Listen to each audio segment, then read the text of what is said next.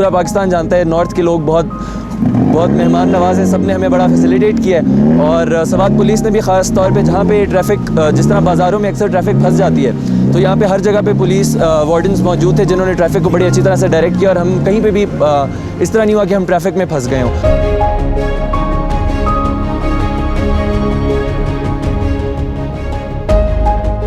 मैं अलीज़ा ख़ान, मैं इस्लामाबाद से आई हूँ। मालम जब्बा में वैसे फ़र्स्ट टाइम आई हूँ, लेकिन यहाँ पर आके मुझे बहुत अच्छा लग रहा है क्योंकि रास्ते में मुझे कोई प्रॉब्लम नहीं हुई, आते हुए गाड़ी वगैरह अच्छे से पार्क हो गई। यहाँ पर जो टूरिस्ट पुलिस है वो बहुत ज़्यादा मतलब अच्छा गाइड करते हैं।